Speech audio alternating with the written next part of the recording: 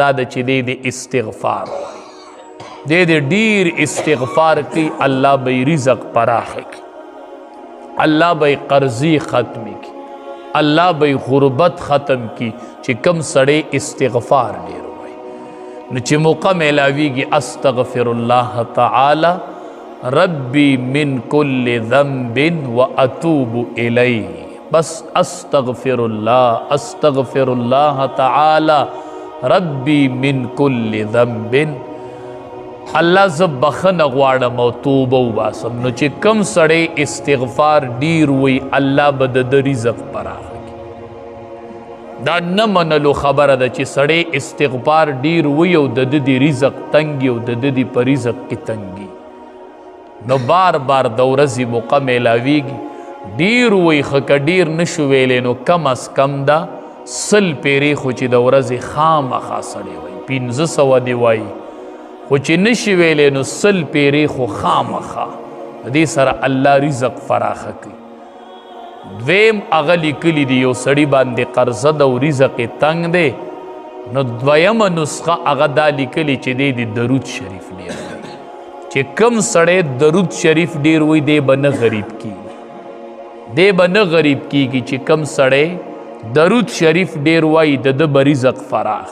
وګورئ پټرای پې لګوکئ خلق وزمایل ازمودا خلق پټرایانی وکړلې چې کم سړی درود شریف ډیر وای د به رزق فراخ دی به الله نه غریب کوي، د لاس په همیشه ورکون کې وي، د لاس په اغستون کې نه جوړي چې کم سړی درود شریف ډیر وای. هر درود چې وایې کم درته آسان یو کم ډیر ویلی شي. بهر صورت وصلی الله علی النبی الامی دا ډیر مختصر دی نو د درود شریف ورد ډیر کوي، الله بم غریبی ختم کی او الله بم مالدار کی، الله بم مالدار کی. او چې کم سړی ډیر قرضداري وي او قرضونو کې گیر دی، کاروبار بند دی، علماء وی دی ماسخوتن د مانځه نه پس په پابندۍ سره 1500 پیری درود شریف شروع کی، قرضونه او کاروبارونه هر څه به قرضونه به ختم شي او کاروبار به کوله وشي. الله به چری نه غریب کوي چې کم سړی درود شریف ډیر وایي. نو یو هغه دا وجه لیکلي چې دام د رزق د پراخۍ دپاره چې دې سړي باندې به غربت نه راځي چې کم بنده درود شریف وي، کنی شوروی که درود شریف وایه غربت پا نرازی انشاءاللہ ہمیشہ بدے مالدار ہے. بل علماء اغلی کلی دی وی چی کم سڑے حجون او عمرے سیوا کی دے بن غریب کی. من خوایو چی که حج او عمرے لزم جو ٹولی پیسے با پا دیو لگی نو بیا بسکو چی کم سڑے حجون او عمرے دیر کی دے بن غریب کی. یا لکلی پا دبا اللہ مالداری را دی با اللہ نور مالداری چی حج لڈیر زی و عمرو لڈیر زی، دی با اللہ نور مالداری و نور مالداری با پی اللہ را. بلا وجہ لکلی دا سبب لکلی دی دا رزق دا پراخی دا پارا چوی کل سڑے پا درستخوان ناسی و ڈوڑی خوری و پا دی درستخوان باندی دا وارد وارد بوچڑی پاتیش چی دا دی رالی و دا خوری یو بده الله غریب کینا او بل بده د حافظه مضبوطی د نه بیر ناراض. نن سبا زنانه او تصمر د ییرو مسله د ییر دیرانه ییر شورانه چې دقه د درستخوان د بوچړی رالی او خوري یو بای الله غریب کینا او بل بای الله حافظه مضبوطی د دې سړی حافظه به مضبوطی د نه بیر ناراضی چې دغه بوچړی خوري چې کم په دې درستخوان باندې پاتې کیږي او دی به نه غریب کیږي. نن سبا د غربت غټه وجه چې د هغه د رزق بې قدري ده.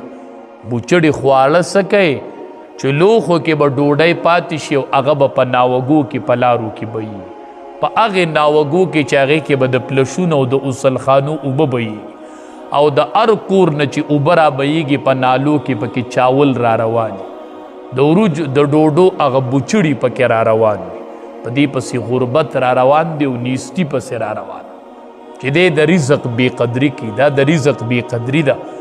دا بوچړي چې په درستخوان پاتې شي په خپله هم خورئ او بچو ته م وایه دا بوچړي روچتوه دا خورئ پدې الله د بنده رزق سیوا کوي. دا بنده به نه غریب کیږي. تاسو به لیدلي ډېر مالدار به هم داسې لیدلي چې اچانک غریبانان شي، ډېره نیستي پرې راشي، دا دوی د رزق بې قدري وکړي. هسې دا درستخانونه داسې نولي په غولي کې او برنډو کې هر ځای ورکره کور کې بوچړي پراته وي، دا د رزق بې قدري وکړي نه الله ترېنه هغه رزق والي. او بله وجه یې لیکلې ده د رزق د پراخۍ دپاره او د مالدارۍ دپاره چې وی کم سړی نفلي صدقې ډېرې ورکوي. صدقه چې کم سړی ورکوي دی به الله نه غریب کوي. کم لاس چې په صدقه عادت شو چې دی صدقه ورکوي، دې کس سره به الله هر ټیم پیسې ساتي او دی به یې بل نه ورکوي. الله به دې داسې حالت ته نه پاتې کوي چې دله به یې بل ورکوي. نه، ورکوونکی لاس الله اغستونکی نه جوړوي. چې کم سړی نفلي صدقات ورکوي، زکاتونه نه، زکات خو پتا د الله حق دی، خو به ته ورکوي چې ور دی که نه هغې کې پتا ثواب دی ونه ګټو چې الله به اجر درکړي. خطا فرض ادا که د ګناه نه خلاص شوی.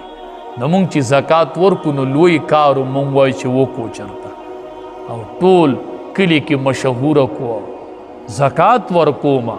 زکات په ورکوي که نه دی ورکو نو الله به دې نیسي. دا مال نه به دې مار جوړ شوی دی وښکو ته به دې نښتې خوري به دې.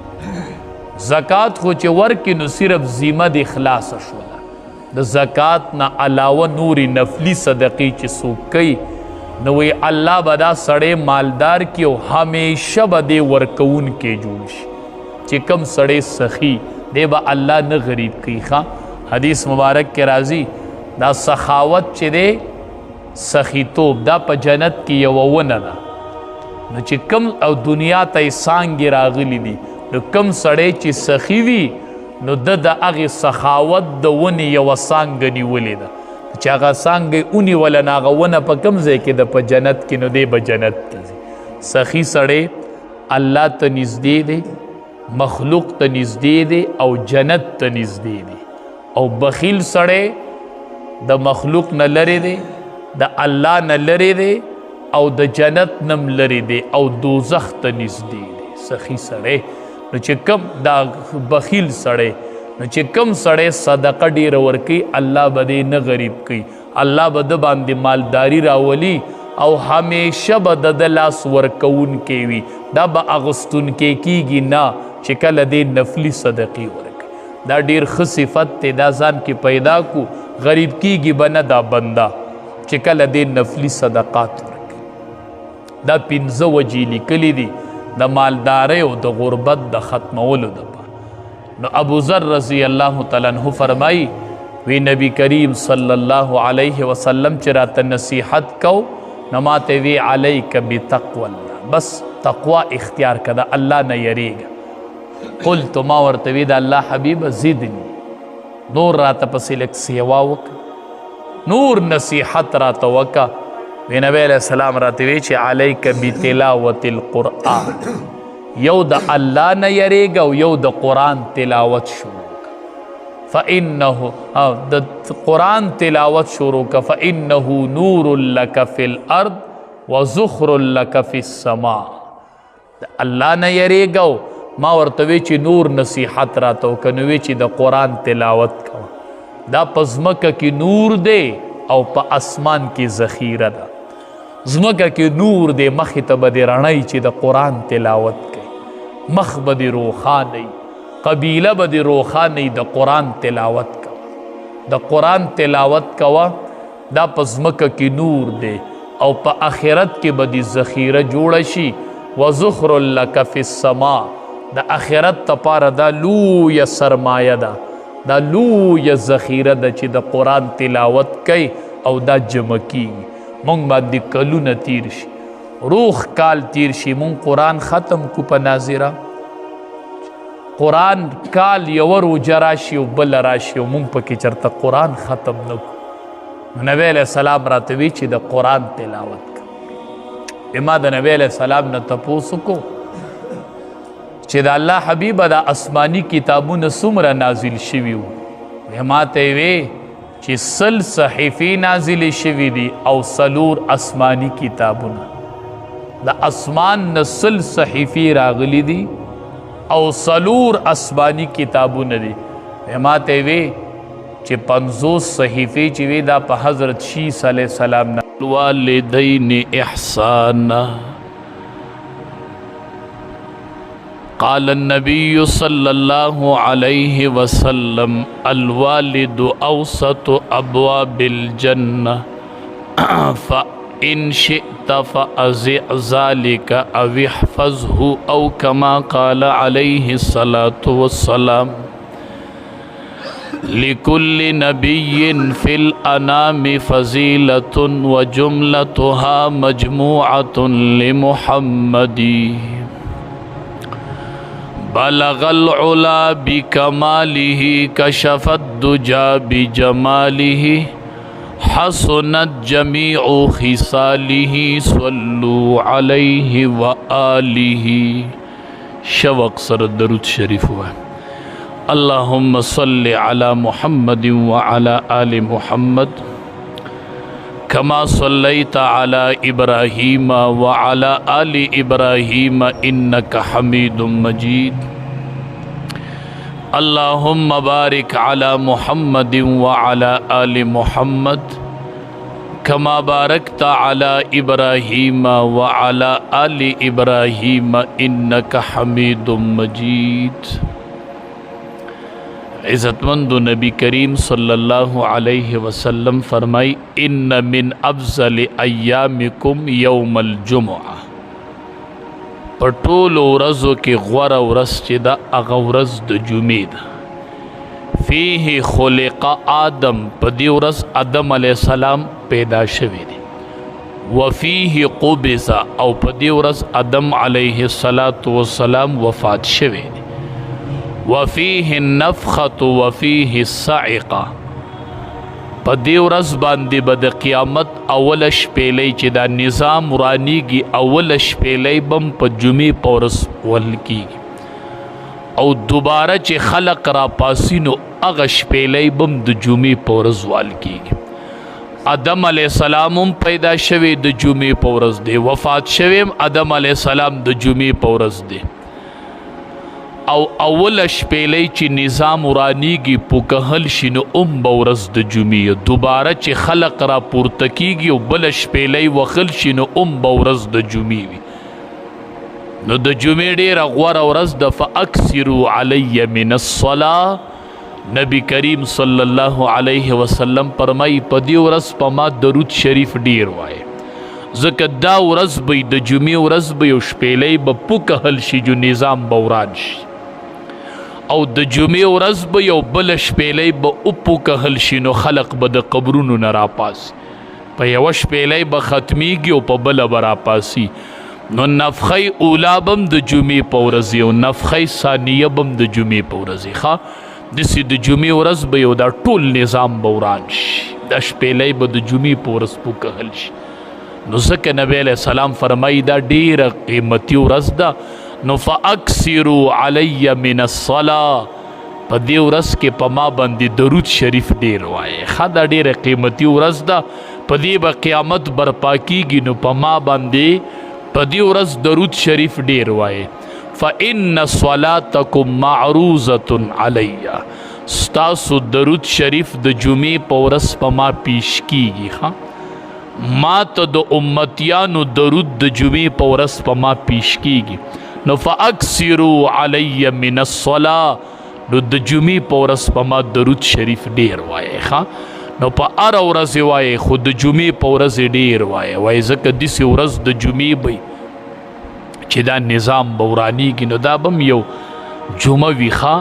څه خلق به وي او د جمعې ورځ به شي او نظام به وران شي، نو دا ټول نظام به د جمعې په ورځ ورانیږي.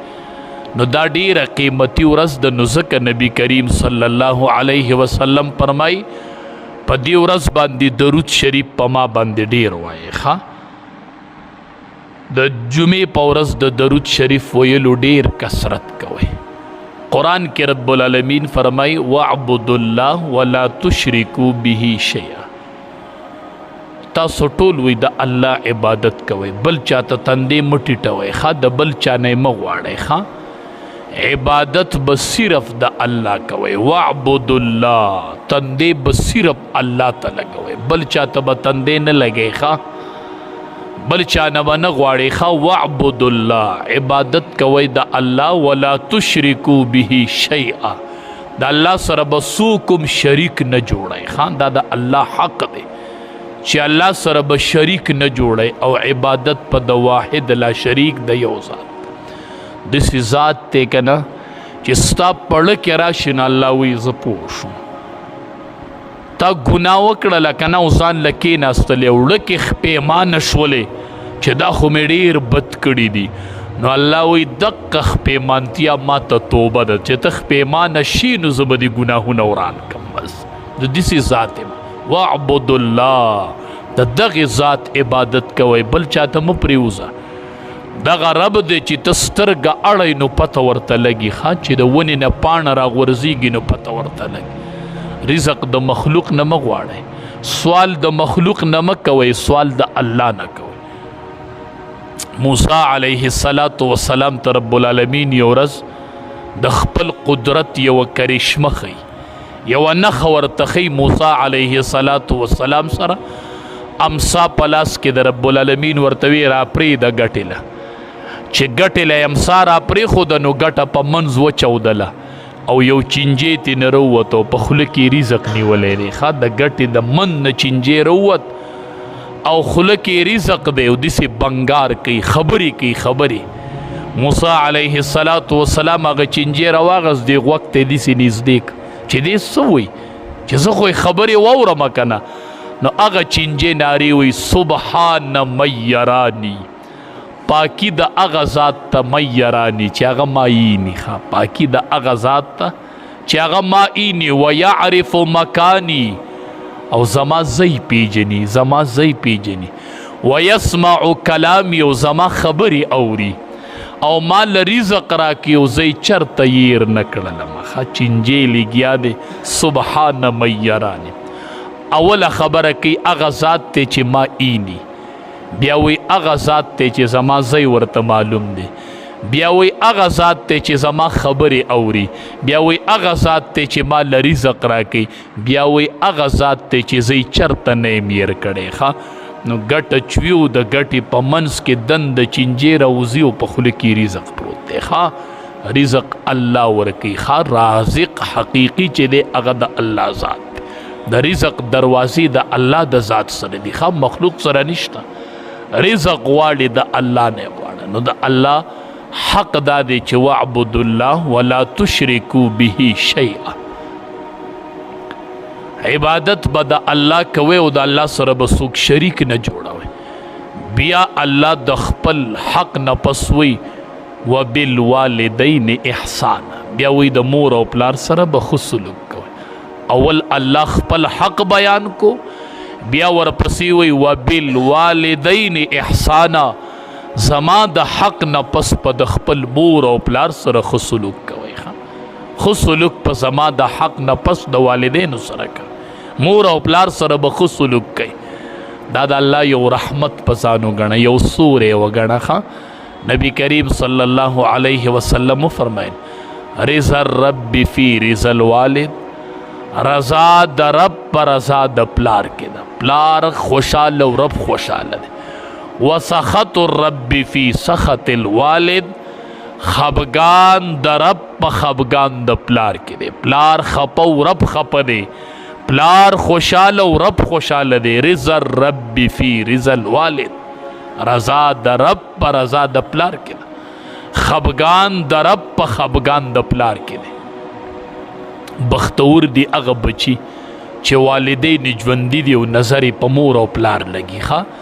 نبی کریم صلی الله علیه وسلم فرمایل ځوانانو وی الوالد او